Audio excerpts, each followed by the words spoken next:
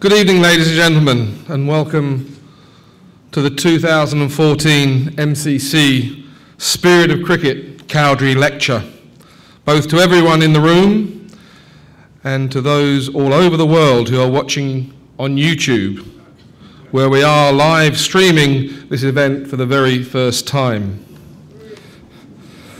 A few individuals to mention to start.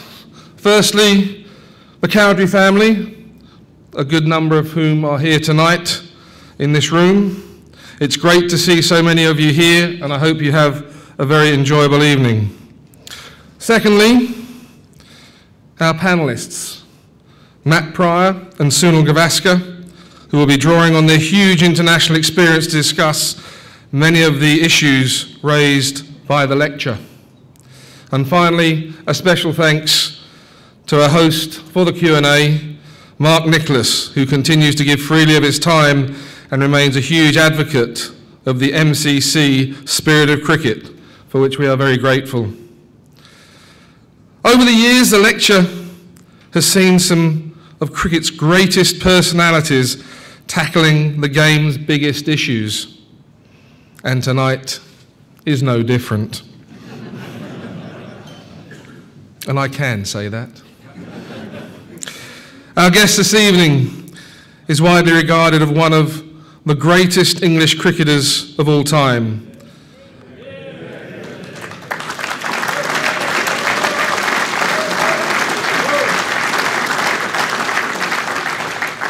And I was lucky enough to share a dressing room with him on many occasions, which was never boring.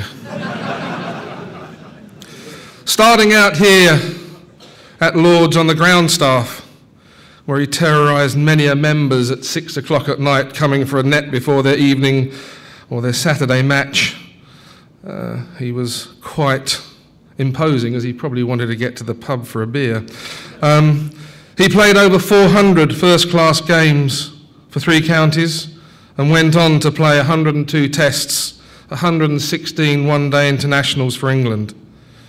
He was aggressive and dominant with both bat and ball, and one of the best slip fielders England ever had. He was the fastest cricketer to reach the double landmark of 1,000 runs and 100 test wickets, and is England's leading wicket taker in test matches with 383 wickets. And I'm sure Beefy will certainly give James Anderson a pat on the back, as he always does, perhaps if he makes it past Beefy's 383 sometime next year. Since calling time on the incredible playing career, he has gone on to become one of Sky Sports' most popular commentators and remains one of the most tireless charity fundraisers through now his famous walks for leukemia. And ladies and gentlemen, I can say they're not easy, and Beefy has gone through many a pain barrier, and I can say I've been there, walked with him, and the work he's done has been absolutely magnificent.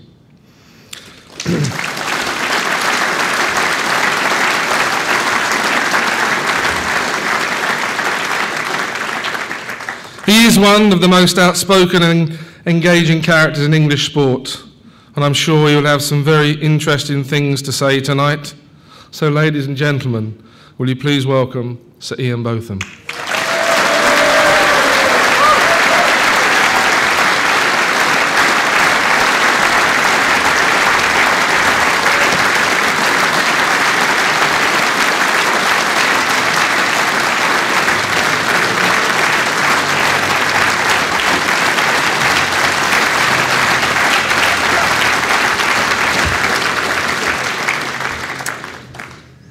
Good evening, everybody.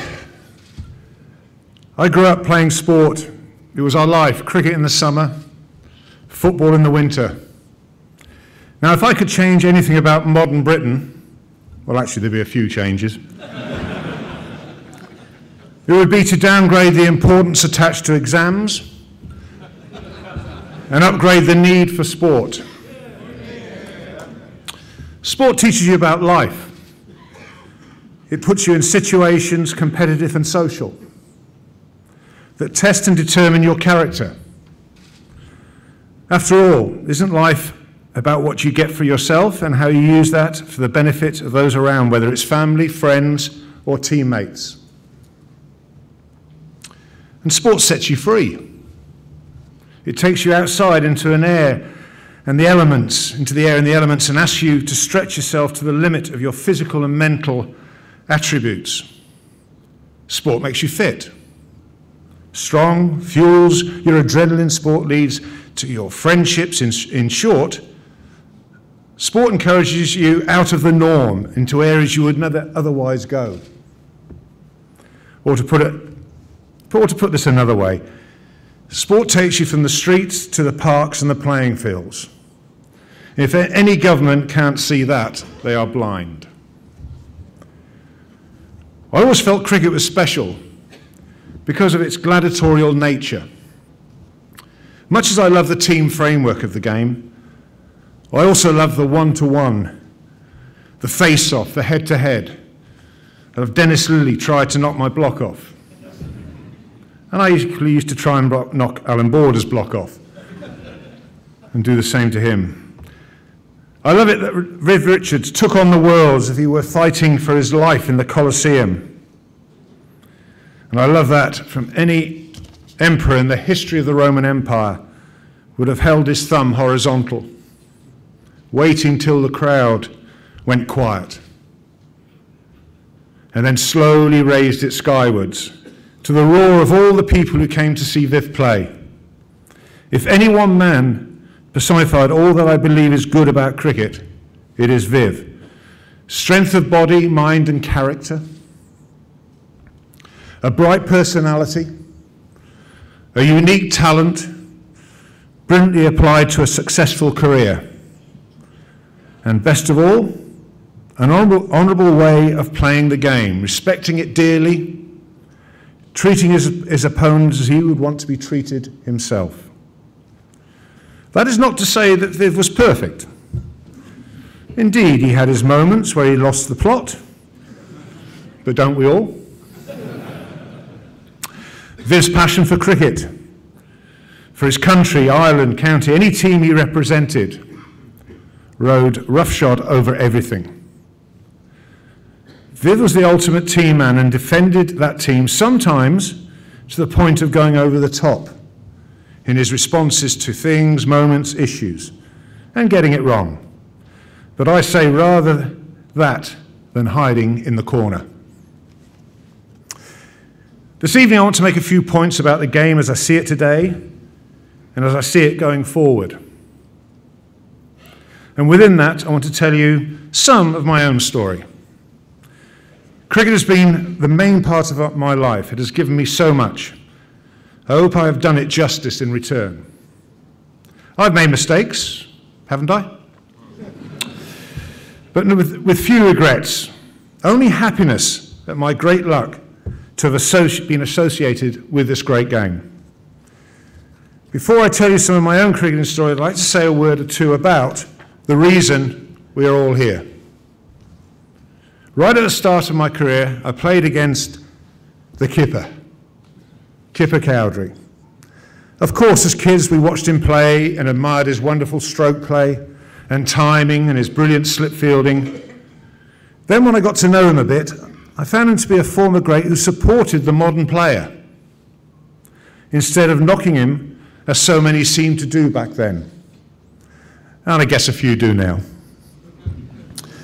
Anyway, playing for Somerset against Kent in 1974, Gillette Cup semi-final, I got the great man out. Granted, he was in his 40s. But as far as I was concerned, he was the great Colin Cowdrey and I'd got him out. That in itself was an inspiration to me. There remains no doubt that his life, so devoted to cricket, has been an inspiration to many others too. My story. I was brought up in the southwest, though my roots were always in the north. We worked hard, we played hard. My parents, my father, Les, was in the Navy, my mum, Marie, a dental nurse. And when I think back now of the sacrifices they made for me as a youngster initially to get me around Yeovil, then to get me around Somerset, southwest of England, and then England. The sacrifices they made, and we were just a working class family, and the rest of the family also missed out on a certain amount of things so they could accommodate my ambition with cricket. I then, in Yeovil, went to Millfield Junior School. Milford Junior School, I should say. Millfield, no chance.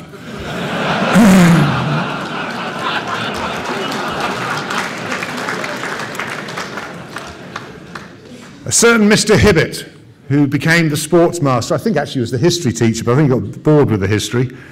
By the time he spent with us in the evenings, all the guys that wanted to play cricket in the summer, he would stay there at the school and quite often finance the equipment that we needed out of his own pocket.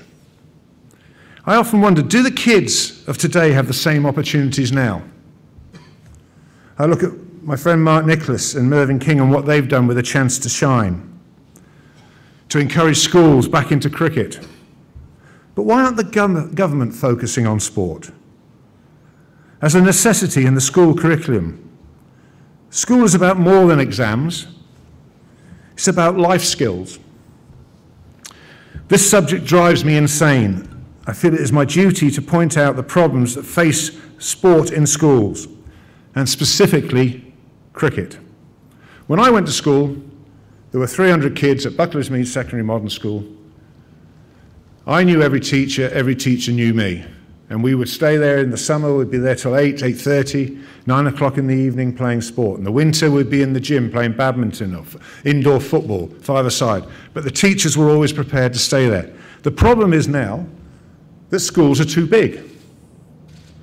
And when you get 3,000 pupils, there is no personal touch with the teachers. And as schools get bigger, one of the things that you lose are your playing fields. Then, of course, if you do want to stay behind, there's pressure on the teachers. We live in this world now, this political correctness, health and safety. Why would you, as a teacher, be there at 6 o'clock in the evening in the summer and someone breaks a leg? The culture we live in now, you'd probably get sued. Come on, David Cameron, when I came to Downing Street to meet you, you made all the right noises and promised to come back to me with your ideas. I'm still waiting.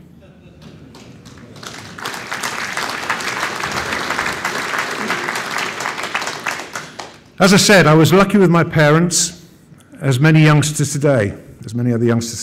I wish they were here tonight, my mother and father, but they will be looking down in disbelief, hardly able to believe their anti-establishment boy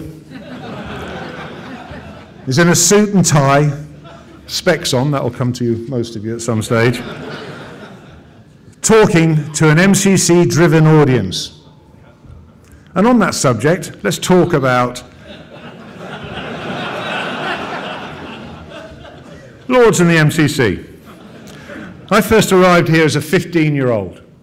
Came up on the train with my mother. Somerset sent me up here to come and meet Harry Sharp and Len Munser, running the MCC Young Professionals over the back here at the nursery. They arrived on a Friday. They were impressed enough to say to me, look, we've got about 2 weeks to go of the season. Would you like to come back on Monday and sample a couple of weeks? So it seemed like a good idea. I went back home with my mother on the train, sat down with my father and mother and said, look, at that time, Crystal Palace, who were then a prominent First Division side in those days, I did say those days, but they actually sat down and I said to my dad, what do you think? And he said, son, I've seen you play football, I've seen you play cricket. You're a better cricketer. So I returned to Lords and returned to the ground staff. And then in 1978, against Pakistan, 4 years after I made my first class debut, I returned to the place that I'd grown to love and admire and have a big game, a massive game, 100, but 8 for 34. There have been many great swing bowlers to grace Lords since. Marshall, Malcolm Marshall, the late great Malcolm, Kapil Dev, Wasim Akram, and our very own Jimmy Anderson. And I'd just like to, if you'd bear with me, just to say a few things about Jimmy. He's going to waltz past my record, and he'll go well into, I think, maybe 500 wickets. He keeps himself fit. He is a master at what he does, and I admire and love watching him bowl. The way he performs, the slightest movement of the wrist, from the away swinger to the in swinger, using the finger as the rudder. It's great stuff, and I actually will be more than delighted. I'm just worried about having to lump something all the way out to the West Indies, because that's where it'll happen. To enjoy with him when he breaks my record.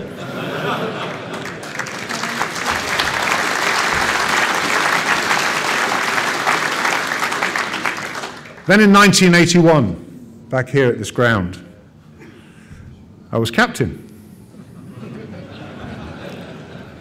And I got out for a pair, and as I left the ground to stony silence, and I walked off the field and I got to the steps to go into the pavilion, stony silence.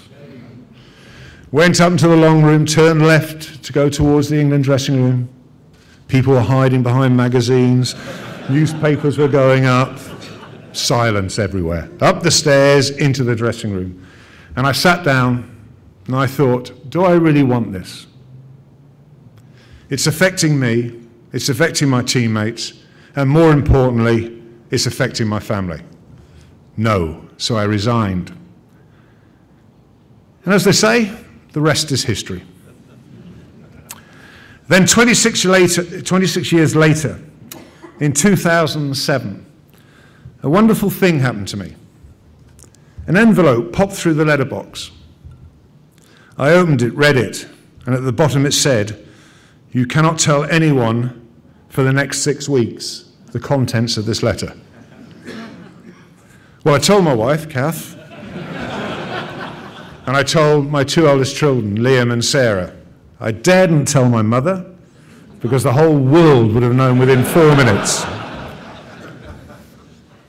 I was about to receive a knighthood, and when the greatest day of my life arrived, I was allowed to take 3 guests. So I decided that we'd take the 2 eldest grandsons. What a moment for them, James and Regan. I also thought I should invite Kath.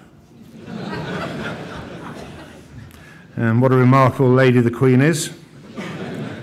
Almost as remarkable as the long-suffering Kath.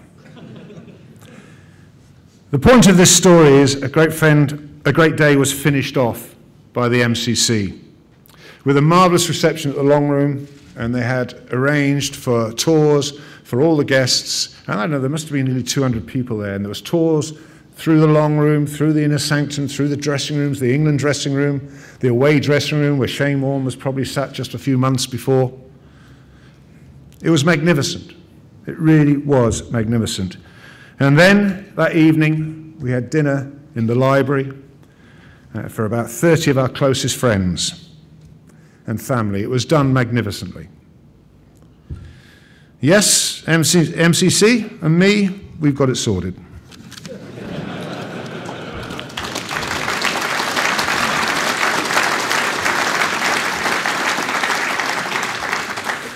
Let's turn our attention to county cricket. When I joined Somerset, I had an impressive captain, one called Brian Close, a man mountain, an amazing guy. He never asked you to do anything that he couldn't or hadn't done before himself. And if Viv Richards was stood alongside me here now, Viv would turn around and say exactly what I'm going to say now. Without his guidance, who knows, we could have fallen off the rails. We both had meteoric rises, but Brian Close was there to keep us on the straight and narrow. For that, I thank him. What I don't thank him for is when, as junior pro, I had to go and travel with Brian Close. This was the worst you could ever have. You're going 90 miles an hour in the outside lane going to your next venue. And Closey sat there, cup of tea in the console, beef and mustard sandwich in his right hand, and the Sporting Life over the steering wheel, looking for today's elusive winner. In 1974, my early days as a county cricketer, a certain Andy Roberts hit me in the face at Taunton. I'd like to say I was hooking without a helmet. In actual fact, it was my first year in first-class cricket and I'd never seen anything like Andy Roberts. I've never seen any bowler this quick and this clever. And I have to say that it was a real eye-opener for cricket, the forerunner of things to come. So much that the evidence is still there. And in a few days' time, I've got to go and have 2 implants put in, 2 double implants. I'm not particularly looking forward to that, I have to say. Pretty brave of most things, but not the dentist. And then I went down to Somerset. I joined the team there, and then Vivian Richards arrived, pretty talented player. And then Joel Garner followed. 2 of the finest cricketers I played with. And the things they did for Somerset, and more importantly, the West Indies, were mind-blowing. The West Indies, that team, the greatest team ever. I can't say that because I didn't see Bradman's team here in 1948, unlike quite a lot of you here.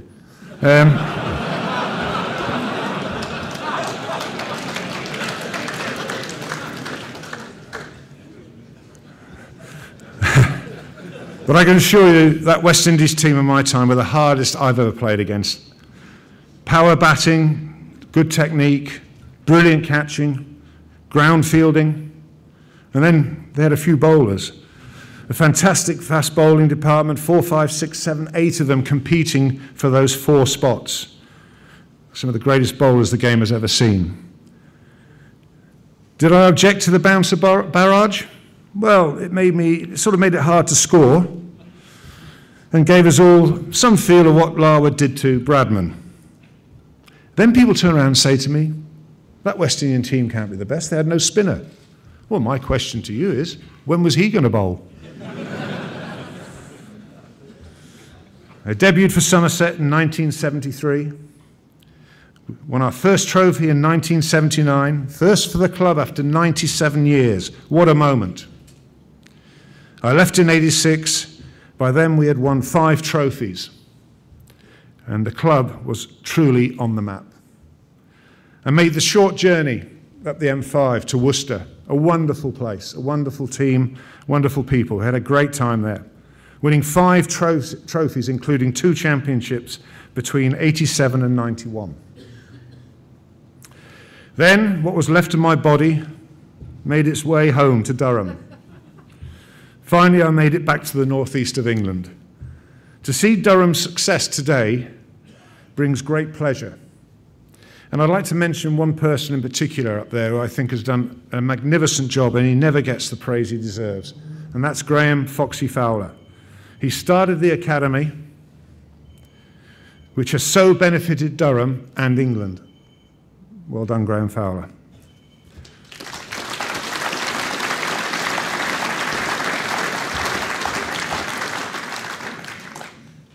The importance of county cricket. It's a springboard to Test cricket, yes. But county cricket is an important part of the fabric of our game. We don't need franchises. Are Warwickshire any more relevant as the Birmingham Bears, I ask myself? But we do need a greater concentration of talent so that standards stay high. Personally, I think there are too many county teams. 12 seems a good number to me, but I would not envy the person who has to tell the other 6. England. Goodness, how things have changed. That dreaded wait by the telephone on a Sunday, listening to the radio to find out if you were in the team on Thursday. We had rest days in those days as well. They were magnificent. We did more damage to those Australians on the rest day than we ever did on the pitch.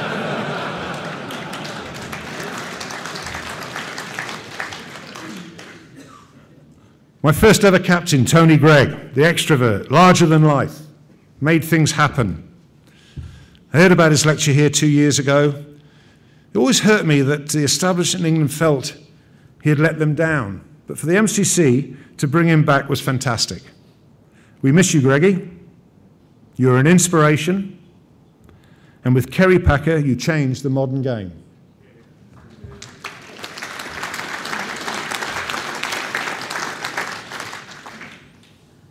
Mike Brearley sat there next to Kath. I always used to call him the mentor. When he met you the first time, he would look you straight in the eyes, and you could feel him probing inside your head. Needless to say, he didn't stay in mine too long. But we always used to say that he had a degree in people. He was the best captain I played with. Bob Willis, another character, my opening bowling partner. My first big mate, the Bowlers' Union. The man who took me out of the hotel and encouraged me to see the world through other eyes than just cricket. We met wonderful people and saw wonderful places. We embraced different cultures. We even went up the Khyber Pass. Not something I'd ever crack at now. Central contracts. Brilliant. But they've now become so essential to the England player that the sharpness goes. A long contract is a cosy contract. To play international sport, you must have, above all else, above even freshness and rest, you must have desire. It is not enough to want sources. You must need success. If you want it, you want success, it's fine, but you need it. You need it as a player. Hunger is still the most important attribute for any sportsman. I remember we went Wives on tour, which I think is brilliant, and they should be on tour. It's a lonely place when you're touring Australia, particularly if you're not going well. And I remember in '87, we went down with the family. I wanted the family close to me, just to show you how things have changed, for the better. When we went down there, took the family, the nanny, we went down to Australia for the whole tour. It cost me my whole tour fee and another £3,000 to play for England on one. But you know, I wouldn't swap it for the world. The Ashes.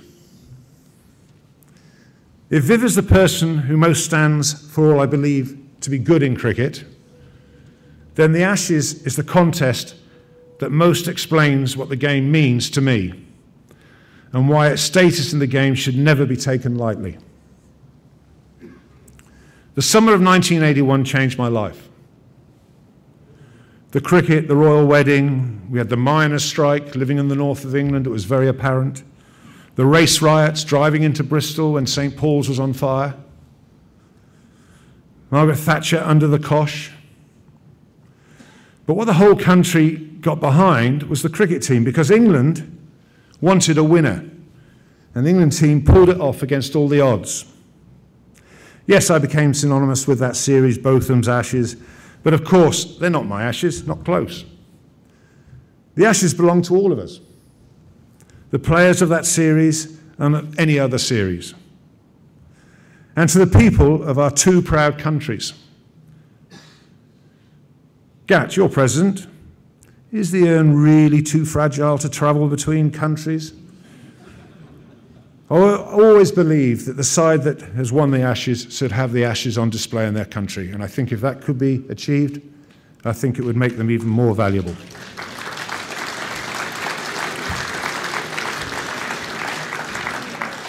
So I've slipped the ball inside, Gat. To an Englishman, beating Australia is the best thing in sport.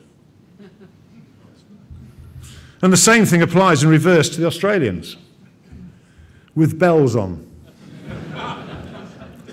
I played Shield cricket for Queensland for a season, and believe me, the Aussies ate to beat England. They regard it as compulsory, a given. And it's great that they care that much, because beating them is even better because of it. The Ashes bring out the emotion, and from it comes everybody's involvement. Millions over both lands, want to be part of it. The best example of this in recent times is England in 2005, when after 16 years of hurt, England turned it around and Freddie was a hero. The whole country was glued to the matches. The kids were playing the game wherever you looked. So passion is my number one reason why the Ashes matter. It inspires kids to play in parks, paint wickets on garage doors. This is what a winning England team in any sport can do, inspire. The others are comradeship and a collection of achievements that can define you and your career. At a time when T20 threatens to take over the game, Ashes matches are an important standard for Test cricket. Their history, their records, the excitement, the personalities, the way in which the public becomes involved, the TV rights, the live crowds. All this, and it's just a little old urn. We should beware of overkill of T20. When T20 began, we played the tournament in a three-week burst, and it worked. Since then, we have played more and more of it, and guess what? The crowds haven't got bigger. The county championship needs space to breathe. Let's not crowd our calendar with an overkill of T20.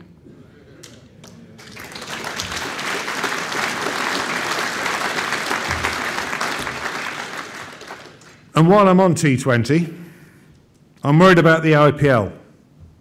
In fact, I fear it shouldn't be there at all, as it is changing the priorities of world cricket. Players are slaves to it. Administrators bow to it. How on earth did the IPL own the best players in the world for 2 months a year and not pay a penny to the boards who brought these players into the game? I know this has been modified to a degree, but it is still an imbalance. The IPL is too powerful for the long-term good of the game.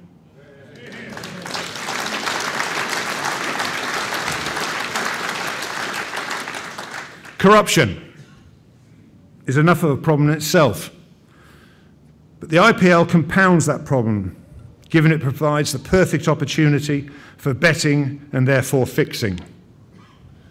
We have seen a few players exposed, but does throwing the odd second 11 player into jail solve it? I'll leave you with one thought. To kill the serpent, you must cut off its head. The ICC Anti-Corruption Unit must pursue the root of the problem and, if necessary, expose the big names.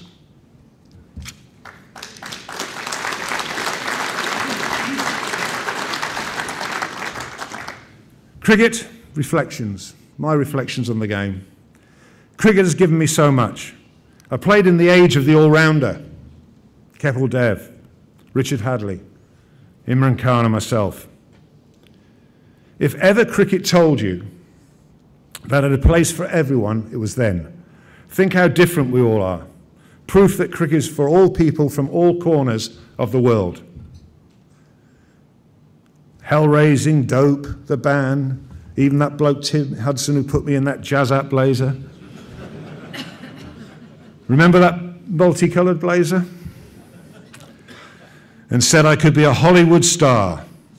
Hardly. Did anyone see me in Panto? Yes, I was a renegade, but I did all right in the end. I was a free spirit, and I would never knock that in any other person. The importance of using fame and profile to kick ass, as my grandchildren say.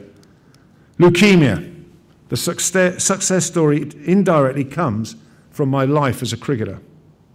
Without doing what I did on the cricket field, I would never have had the platform to make the leukemia walks and charity work successful. The impact on leukemia, those walks, the difference is that when we first started 30 years ago, there was a 20% chance of survival for the children with the most common form of leukemia.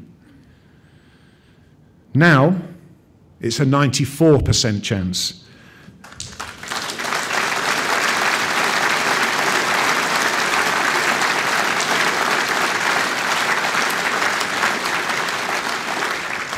And that very first walk started all that rolling. We raised enough money to build a Leukemia Research Centre outside Glasgow, and that's where all the monies that we raise now go to beating that awful disease. We've also set up a foundation now so that we can expand and take on other diseases, cry, Batten disease, brittle diabetes in the young, brain tumours. So we are ongoing. Closing in now, the end. I've mentioned some people who inspired me, and I urge the cricketers of today to continue to look to inspire the next generation. Finally, there are two more people I want to pick out. Kenny Barrington. The thing I enjoyed most with Kenny, and I had many tours with him, I never heard him say once, "in my day." A true British bulldog to the last. The saddest day I've ever experienced on a cricket field was when the two teams lined up in Barbados when Kenny had passed away with a massive heart attack that night. Never to be forgotten. And then a man, if he was still alive, he'd be 100 years old this year, John Arlott. All that is good about playing and watching the game. A wonderful man. For the last 10 years of his life, I was as close to him as anybody outside his family. And if you'll bear with me, I'll just give you a couple of examples. John was a creature of habit, and he lived just up the road from me in Alderney. Introduced me to the island, and that's why we bought a place there. And John would be up at 6 o'clock, listen to the Radio 4 news.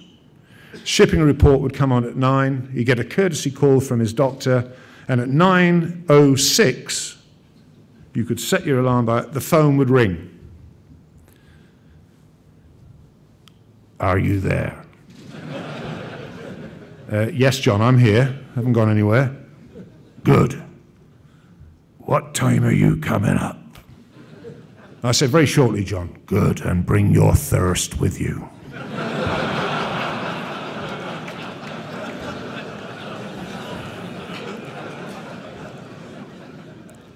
And to this day, I've just come back from the Channel Islands now in Alderney. Every time I go there with my father-in-law, Kath's dad, we always take a very good bottle of red wine down to John's grave, and we go down to St. Anne's and we sit there and we open the bottle, we enjoy it, and then we leave the cork on the grave. And I've been doing that for some time. There's a considerable amount of cork on that grave. Two men with a perspective on cricket that reflected their magnificent perspective on life. I would not have swapped any of it. I respect cricket, and cricket has been good to me. I repeat, it has been a major part of my life. I'm a lucky man. As indeed all of us in this room, we're lucky to have cricket in our lives. Thank you.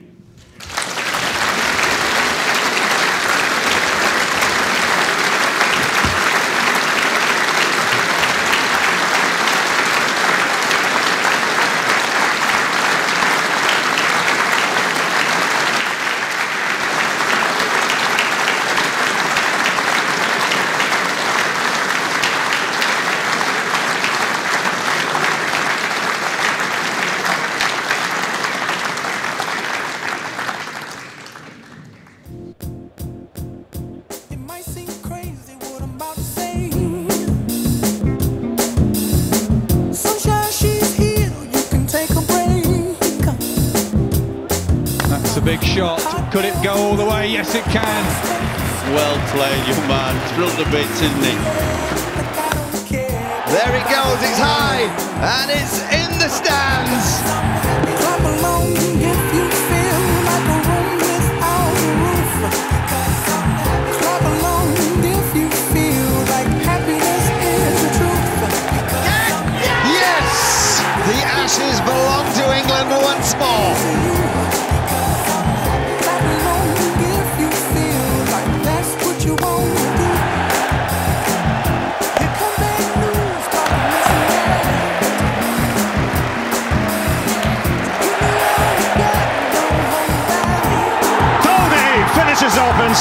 A magnificent strike into the crowd. India lift the World Cup.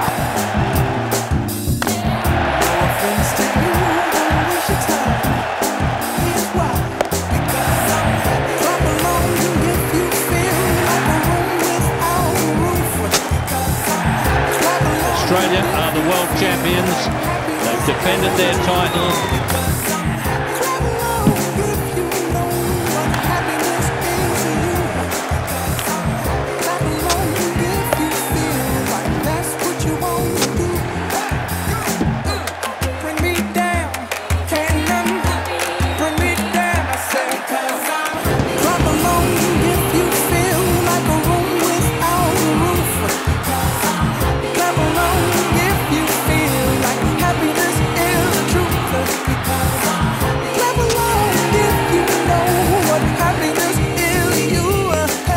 That's it.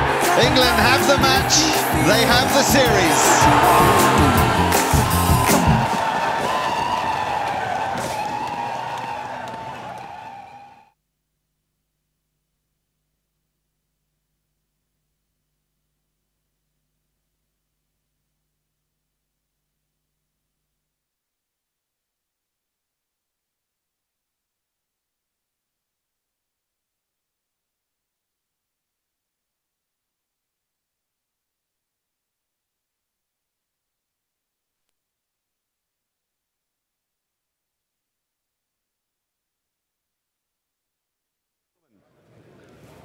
How's that working? Yep, we're there.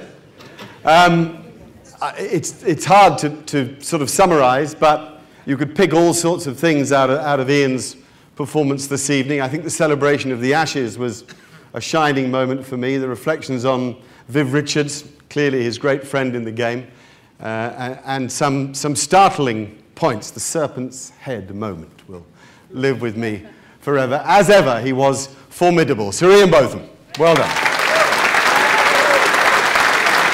Stay there.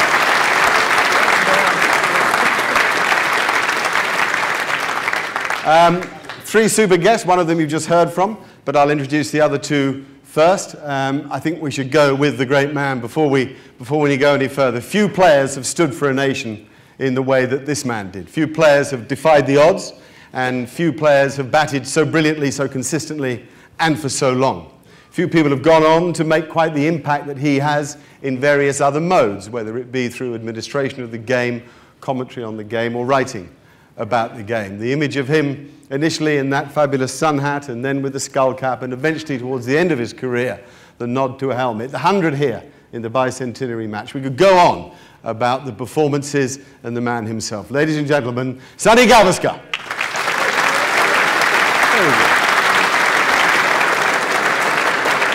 He's there. He's come from the back.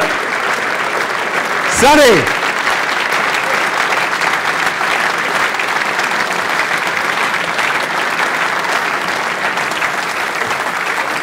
Good to see you. There was an incomparable image in the early part of the summer when England suffered a difficult defeat here on this ground against India. The England wicket-keeper, who for so many years had done so many great things, leant forward onto the wrought railing, and you could see that all was not well in his world. He was, just hours later, to tell us that he was pulling out of the rest of the summer, going to get his injury sorted, and hopefully come back into the game. But I just want to repeat one line. Ted Dexter, who knows a bit, said to me that in his time, as a part of the game of cricket, he had not seen any one England cricketer improve in their 2 spells in the team in the way that Matt had. He pointed out that most players come in, make an impression, go out and come back. And he thought that Matt's improvement to his second stage as an England cricketer was incomparable in all the time that he'd been involved, which after all goes back to the latter part of the 50s. So he entertained us with his batting. He became a superb wicket-keeper. He held the Ashes urn that Ian talked about on numerous occasions. Matt Pryor.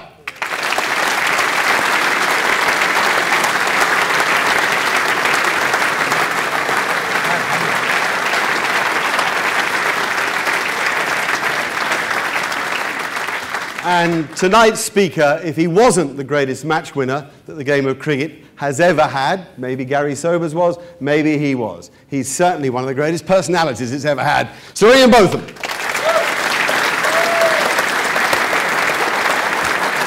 You must need some water. Hey, my friend. Actually, that's the place to start. What was the Somerset dressing room like with Botham in those days? Messy. Really messy. It was fun though. It was great fun. You had to watch your when you sit. Thank God you made him sit there, firstly, because if he was sitting next to you, it was a problem. If it rained, there was no play outside. He was an absolute nuisance. Absolute nuisance. He wanted to pass time, and he would do just about anything. One of his favorite targets was, of course, Dilip Doshi, who played for Warwickshire in those days. And Dilip would be probably the only cricketer then who used to come to the matches impeccably dressed in Savile Row suits and stuff like that. And Beef would take the whitener, the bucket of whitener, and go into the Warwickshire dressing room and threaten to paint his suits. And he would be running around everywhere. And Dilip was not exactly Usain Bolt.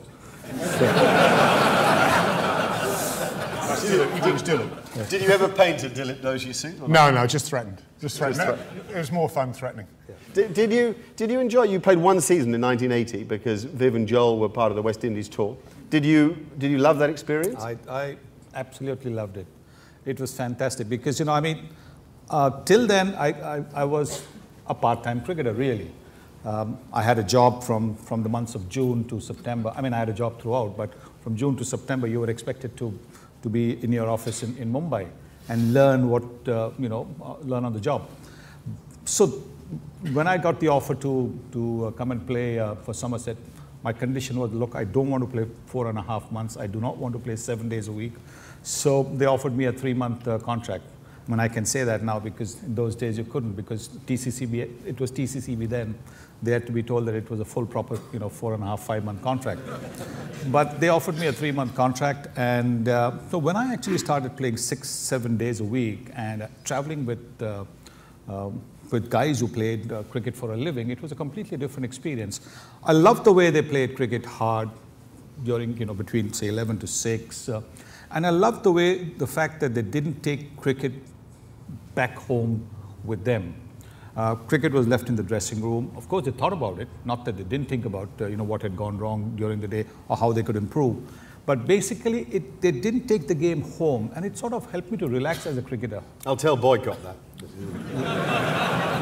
Trouble with you, Jeffrey, is you never took the game home with you. Yeah. Matt, is county cricket, Sonny clearly enjoyed the experience. Do you feel that county cricket is a thriving organ right now?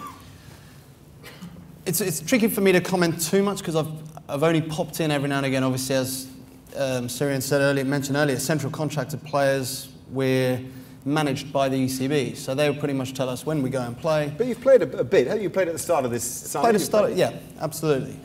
And my thoughts on it are exactly the same as Beefy's, in that for something to thrive, you need to see, people want to see the skill. They want to see top end, they want to see the top players competing against each other on whatever level it is.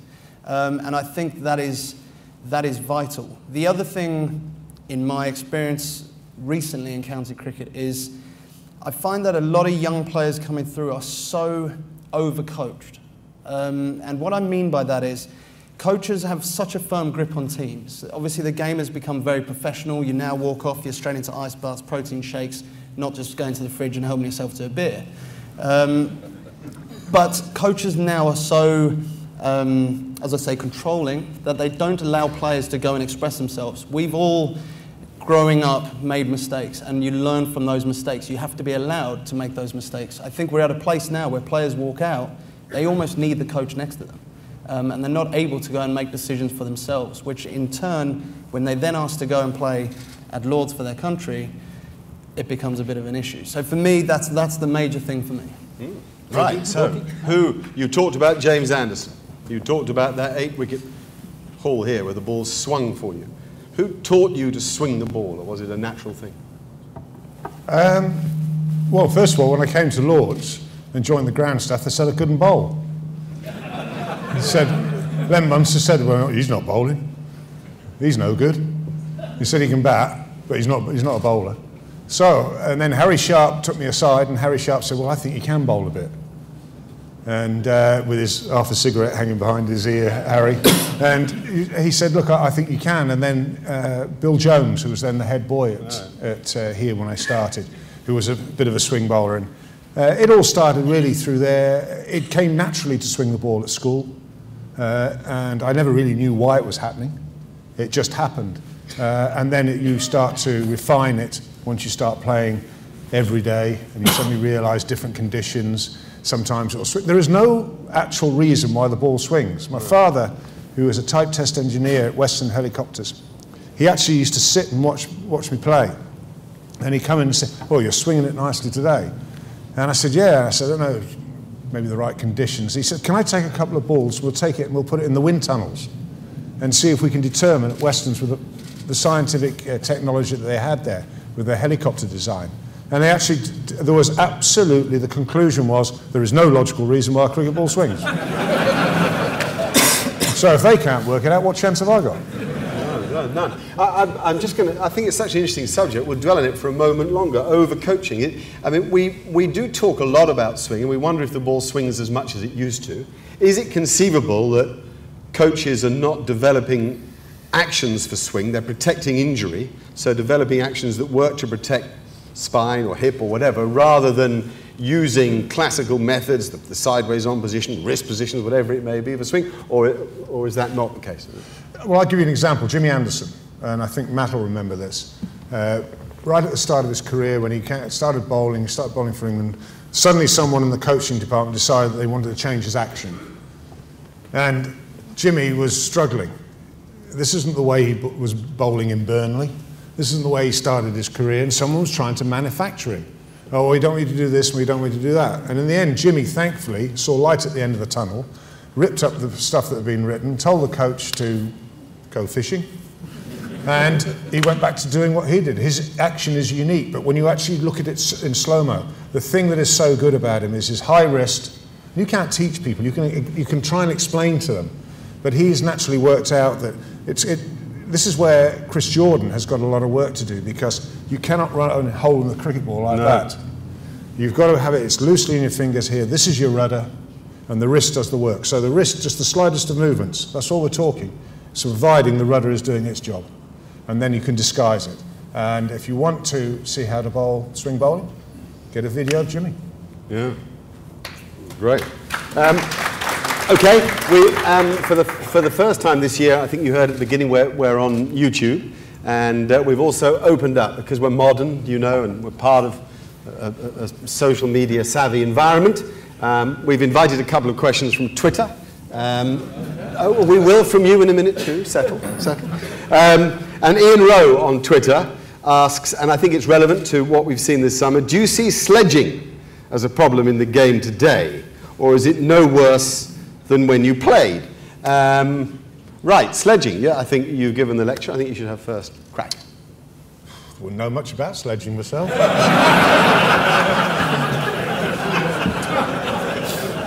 I'll tell you what you do. Sledging, you target the person you think you can affect. And I'll just think back to Perth in Australia when Warney came on, and Ian Bell was still very much a youngster in his career, started his career, and the Shermanator came out. And the Shermanator, and I could see Belly trying to work out what's the Shermanator, and he's thinking, and he'd be going home that night and he'd be Googling it, trying to find out what the Shermanator was. And that's an example of sledging. But that's banter, that's not sledging. Well, but I think the thing is, Marky, that the real sledging, you only ever target the person you can affect. So if I was playing against Sunil, well, he never lasted that long, but if I was playing...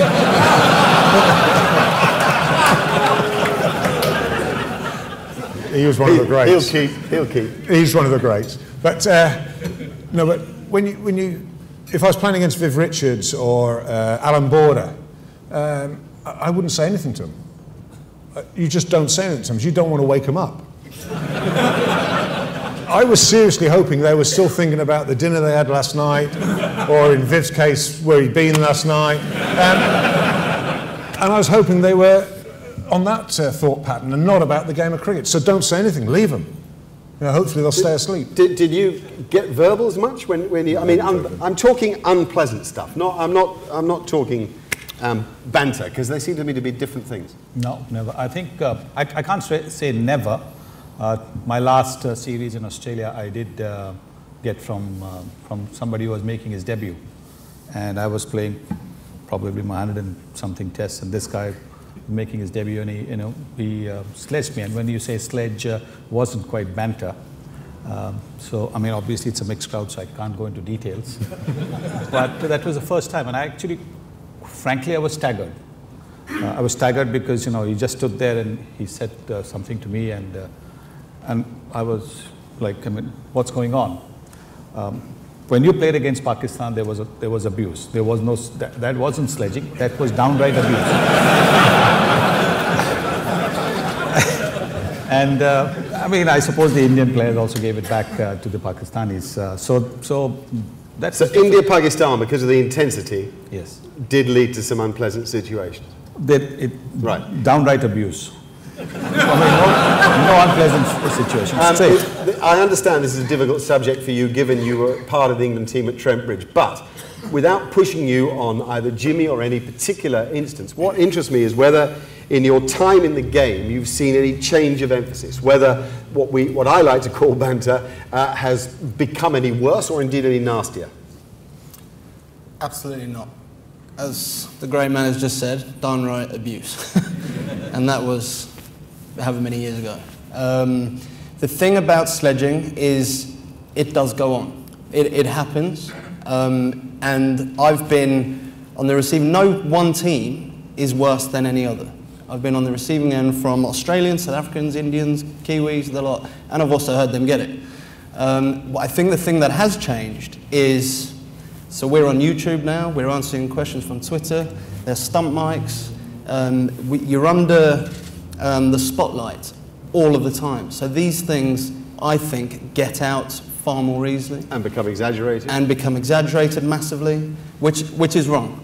Because on the one hand, yes, sledging does go on and it does happen. I don't think it's right that it gets out. It stays on the pitch. And it can't be right, it happened. Here we are at the Spirit of Cricket lecture. We can't be advocating. I mean, I know you're not advocating. No, you're not. No, you're not. But it can't be right for cricket or for sport at large. No, but it's always gone on and it's not going to change. But there are ways of dealing with it. And that's one of the things that we used to do in the older days. I hate to say that. I'm not going to fall into that trap. But we used to police the game a bit ourselves.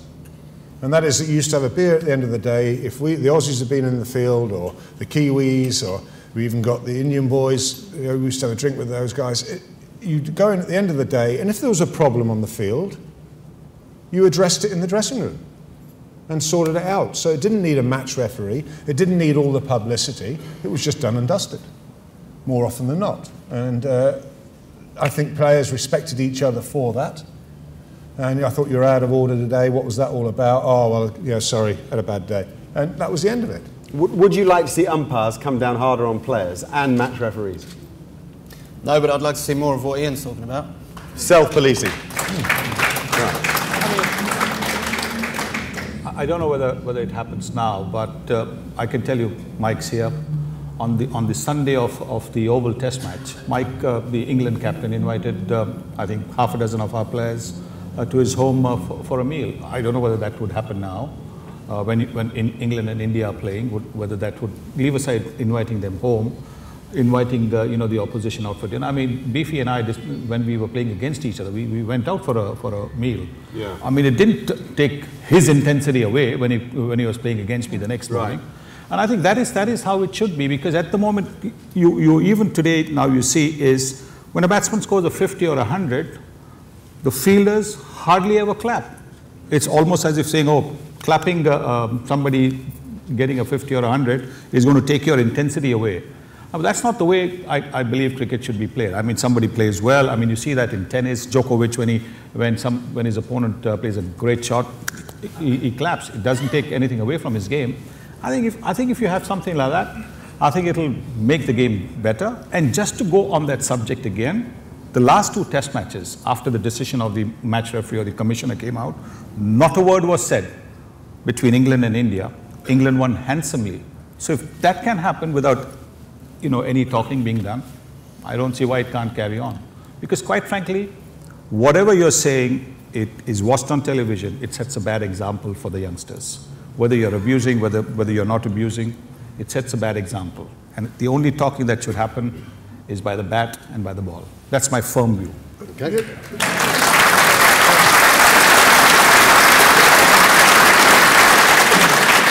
Move on.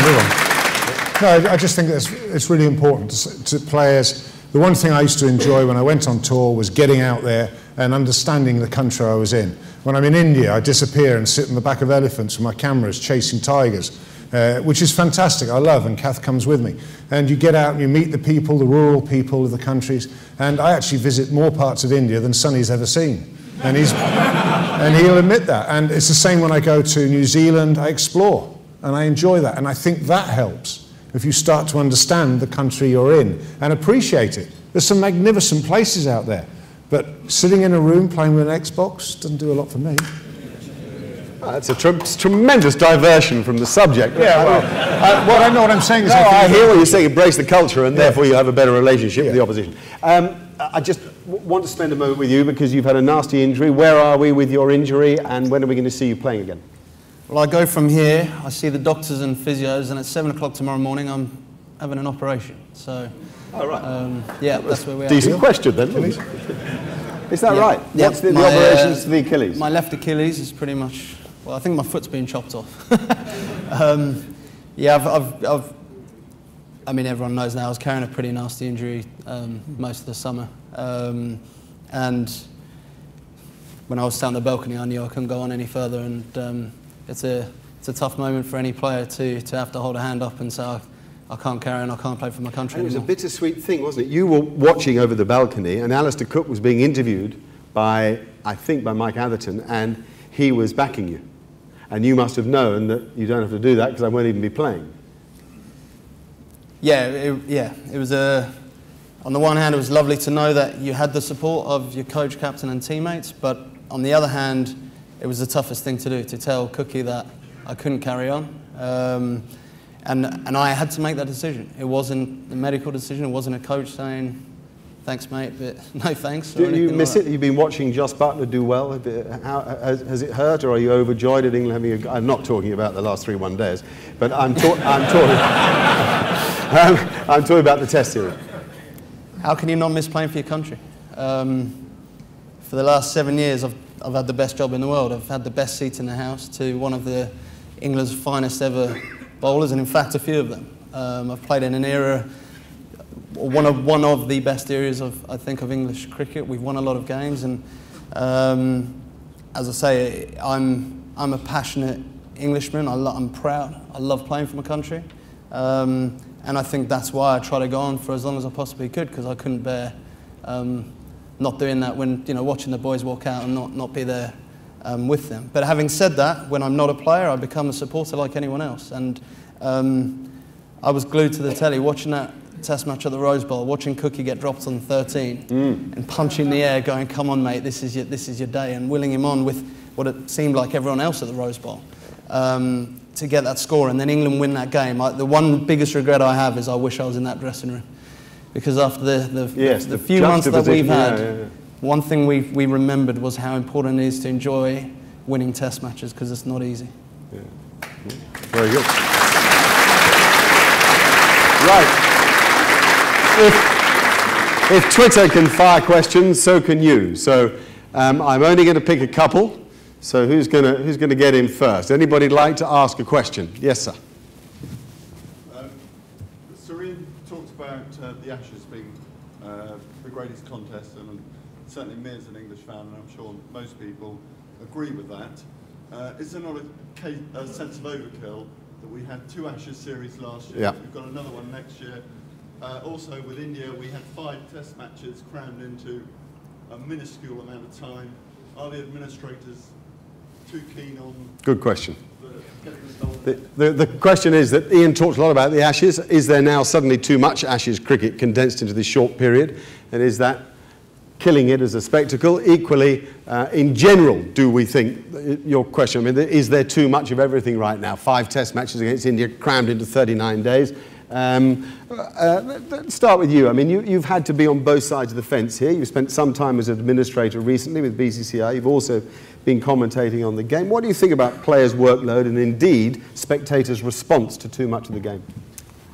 Yes, I think there is a fair amount of cricket that is being played at the moment. I thought that if the 5-test series had been spaced out in the sense that you had a couple of 3-day games in between, it would have, from a visiting team's point of view, it would have certainly helped some of the out-of-form players try and get some form back. Some of the guys out of the 11 who are part of the touring squad, they would have been able to make a case for inclusion or for consideration in the team. But having 5 virtually back-to-back test matches with barely, 5-6 days between, certainly didn't help the players. And also, I think to an extent, it took the interest factor away from the viewers as well, because they were getting a test match virtually every week. You don't want a test match every week, you want a test match after a bit of a gap. And I think if that had happened with the 3-day matches in between, there would have been that much more interest. The modern players benefit greatly financially because there's so much cricket. Television pays more because there is more. Does the modern player feel that there's too much? Probably speaking to the wrong bloke who's going under the knife tomorrow morning. It's a catch-22, isn't it? From a player's point of view, you play when you're told to play. Again, you know, you want to play for your country. You're never going to go, oh no, actually I'm going to sit this one out. In fact, I know the guys don't want to do that. But on the other hand, there is a lot of cricket going on, and especially something like an Ashes. An Ashes series, the intensity is hyped up times 10. And you know, I know for a fact that physically, not just physically, mentally, playing those 10 Ashes test matches in a row was as demanding a time for any player. And I personally hope that never happens again. You agree with that? I think the authorities will tell you that it's because of the World Cup and the reason that the scheduling has been Ashes, Ashes, Ashes. I agree with you. It should be special and it should be kept special. And I think people look forward to it. And if you're going to get a weekly dose or a monthly dose or every 6 months or a yearly dose, it doesn't have the same impact. And I think it needs to be kept very special. And that was the point I think I was trying to make a little earlier. So yes, but I think it's probably a matter of sorting out the fixtures for the long term. England haven't played South Africa for so long, yeah. And we were 1 and 2 in the world the last time we played, and we're not played since, which I find ridiculous. But that'll be put right, of course, next winter. Okay, another one. Yes, sir. Yeah, Colin Cowdrey had a great reputation as if he nicked the ball, he used to walk. Oh, we're going down the walking route, are we? Are there any players today who do that sort of thing, or would the DRS affect that? Right, good question. Colin Cowdrey was a walker. Is that possible, really, in the modern age? Is A, question, and B, how has DRS, is there any danger of DRS bringing that in, really, as players get exposed when they don't walk? I suppose that's an interesting point. Brings us to India and the DRS, lovely. Let's go, I mean, is it absolutely fanciful to suggest that anybody, I mean, Brian Lara was a walker? I think, no? You don't know? I'll just try and catch it, mate. Adam Gilchrist? Okay. You don't want to talk about this? No, I'm happy to. You're saying they were walkers. No, I'm not. I'm asking the question. You don't know. The hard question. I don't know. All right, let's start this again. All I do know is I've not kept or stood behind a walker for 7 years. Okay.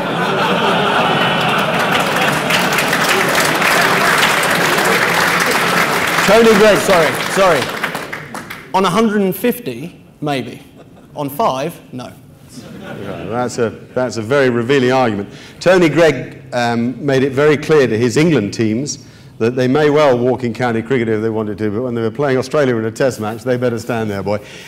What about the age you played in? Look, the circumstances were completely different. You've got to understand that in those days, maybe a couple of players had cars. And so you walked. You walked to the ground. This is what people are asking. Here we go. Okay. And so you got into the habit of walking if you nicked. But again, like Matt said, when it came to good old neighbours, you didn't walk. Okay. Ian? Well, I remember Dilip Venkata out here nicked the cover off it on about 5 and went on to make 175, I think it was, on this ground. So I walked in county cricket. I never, ever walked in international cricket. Okay. Look, we've had many, many years now of these fabulous evenings, and in the early years we used to talk about this a lot, and then we kind of felt we'd done it. What I think is valuable is to talk for a minute about DRS, which I think is changing perspectives. I'm not saying it automatically makes players more honest, but it's certainly something that is there to is able to expose a player. India still don't trust it. Is it really as simple as that? Is it a couple of players? Is it the key administrators? I really wouldn't have a clue, honestly, because I don't know what goes on in the dressing room. India, when the DRS came through in 2008, India had, I think, a pretty bad record of challenging it. I think they lost most of the challenges, so maybe that affected them. The thinking apparently is that the predictive element is not 100% accurate, and that is the reason why they have resisted it. The DRS actually came in when I was the chairman of the ICC Cricket Committee, and I remember at that stage in the discussion that happened, I said that, look, umpires' decisions have never been challenged in all the 100 plus years that we played cricket. Okay, there might have been disappointment or dissent shown at a decision, but we've never actually had a direct challenge where the player will be going and asking for the umpire to refer it to the TV umpire. So if at all there has to be a DRS, I was of the view that it should be between the umpires. Referring to each other. You led your team off the field in Australia because of a decision that went against you. Yes. Not because of a decision that went against me, because as I was walking away, and you can see the video, yes, it was a terrible decision. But, it was, yeah. But as I was walking away, the Australians, a couple of the Australians said something to me. Bye-bye? Yeah, well, bye-bye, bye-bye, you little. So that's actually when I've actually turned back. And if you'll indulge me for a bit, the evening before, the day before, when Australia were batting, Ian Botham had, according to us, he'd had a few lives, not given out, caught bat pad, LBW, not given out, whatever. And then after scoring 100, he was bowled behind his legs. And the umpire walked up to the square leg umpire because he wasn't able to see what had happened. And as the umpire was walking towards the square leg umpire to ask if he'd seen it, the wicketkeeper turned around and said to me, "Skip, if this is given not out, I am going to walk off." And I said to him, no, we've got to accept the umpire's decision. It might be tough, but we've got to accept the umpire's decision. But maybe somewhere down the line, that word walk off was imprinted in my mind. So next day when I had that terrible decision, I wasn't walking off for that. I was going back to the dressing room, and I would have probably thrown my gloves and my leg guards and all that. Not the bat. The bat, You looked after the bat. Yeah, the bat, never the bat. That's what I would have done. But as I was walking away, I was given the send off, and that's actually what was the red flag. So I turned back and asked my partner. And then just to finish the story for those who aren't aware, I think you get to the pavilion gate at the MCG, and your manager, the Indian team manager, comes back and says, "No, Sonny." No, he just asked my partner, who was trailing me, to stick around. Because if both of us had walked off, then Australia would have had a win. In the end, the next day we went on to win the match. You did. I was going to say, you won the match. Do you look back on those moments with amazement now and almost wish they hadn't happened? Or?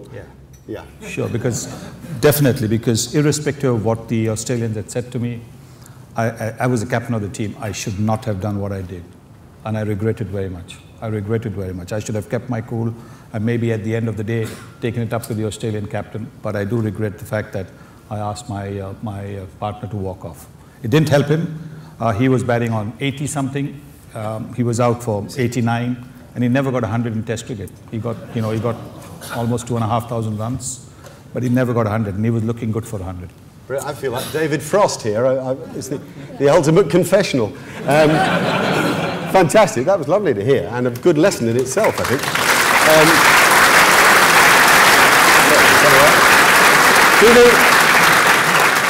Do the players like DRS, other than the Indian players? We don't know about the Indian players, because that might be a board decision. No, it wasn't I didn't mean to be facetious. I'm genuinely interested. Do cricketers enjoy the way DRS works? Yes, I think the players can see the benefits of DRS. They enjoy DRS.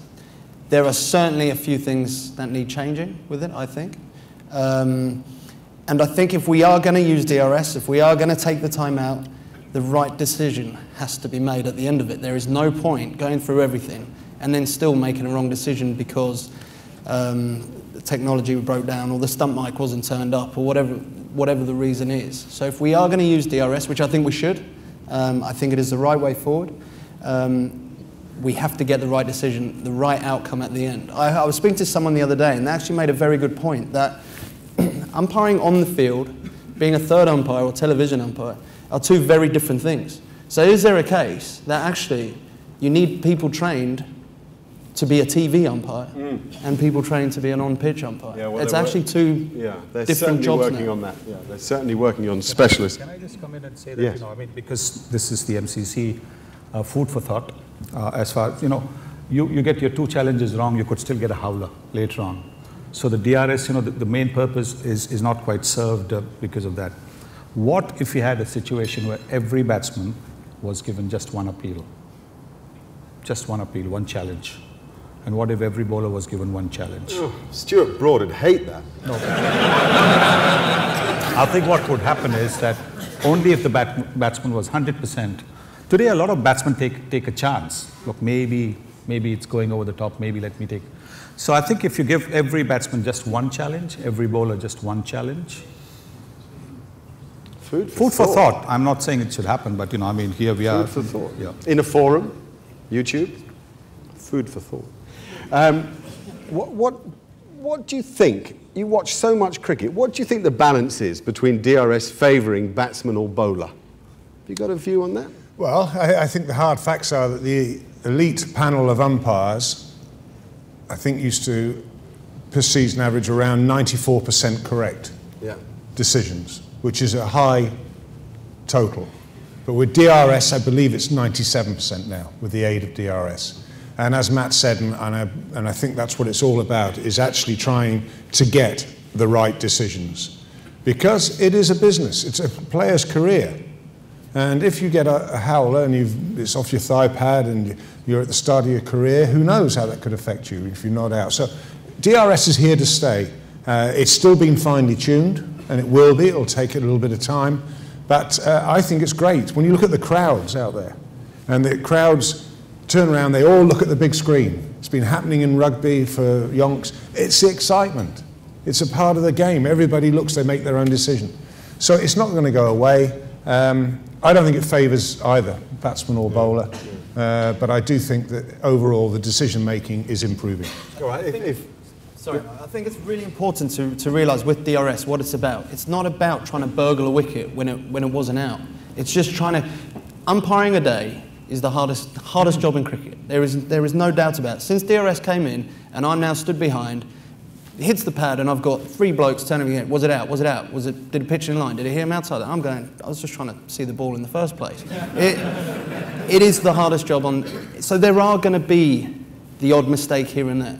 That's going to happen, and I think DRS is just to eradicate that. You're not, the minute a team tries to, oh well, we'll have a go, that's not the point of it, which brings me to, I don't understand why we suddenly get 2 more referrals at 80 overs. That for me isn't, no, it was an odd one. It's a really strange one for me. I would rather say, if you as a team, a wicket keeper, you refer it, I think that's out, give a not out, and it's hammering, umpire's call outside the line, fair play, not out, but it's hammering into the stumps, you're still not wrong as a fielding team. It goes on the umpire's call, that's fine, but then why should you lose that referral?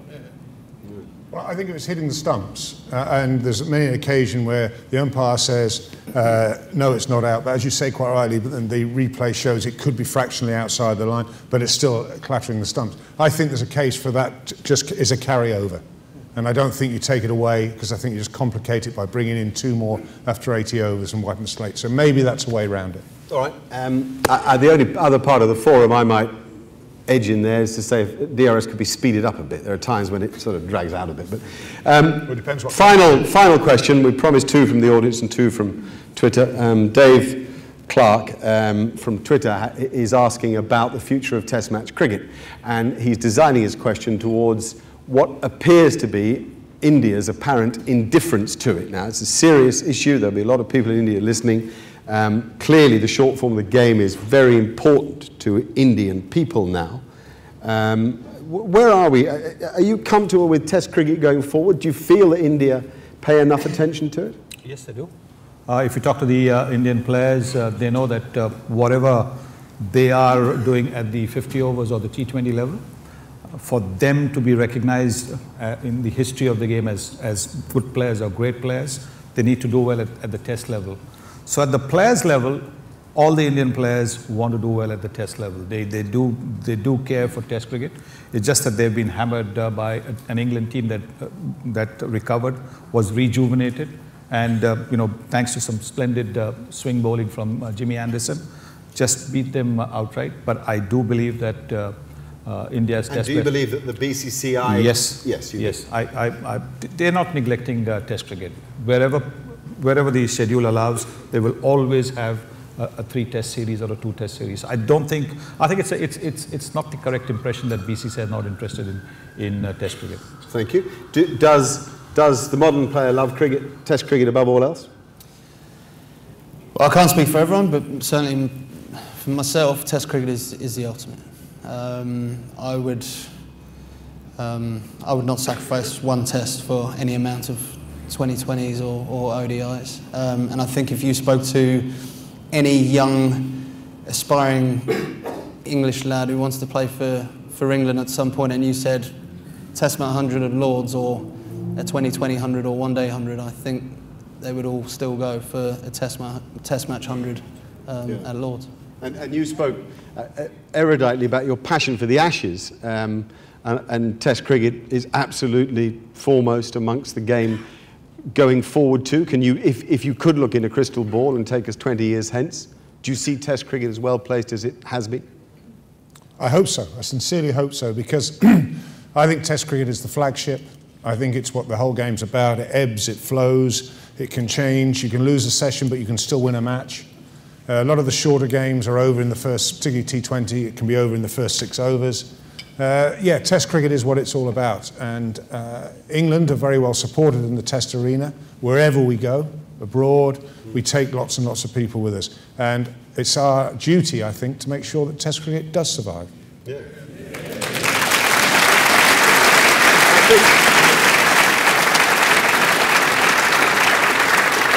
I always feel, personally, I always think we could promote it better. There's a lot of promotion of 2020 cricket and 1-day cricket, and never quite enough promotion. I mean the dreaded word commercial promotion of Test match cricket. But just a few facts. This is the 7th consecutive year that MCC has worked in partnership with the Cricket Foundation and Chance to Shine, which touches on one of Ian's points earlier. 400,000 children in just under 4,000 Chance to Shine schools have been introduced to the Spirit of Cricket message and encouraged along their way by MCC.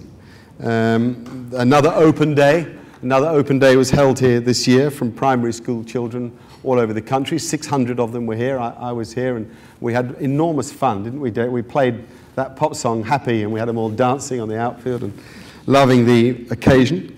And I think, you know, in general, it's difficult always sometimes defining the message, but if the message remains respect for yourself and for your opponent and for the game of cricket, I think we get that across.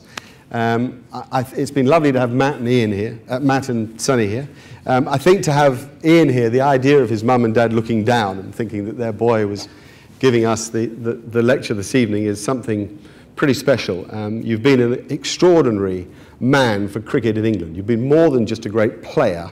You've been a benchmark for many people. You've inspired people in a way that, in my time in cricket, no other Englishmen have done. So you are a freak in many ways. But you are unique and you are special. And we've been incredibly lucky to have you here. We've been privileged to have Matt Pryor, Sonny Gavaskar, and Sir Ian Botham.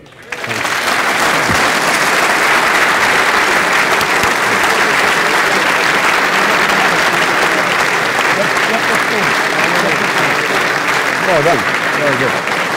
Fantastic. Sorry about the hard questions.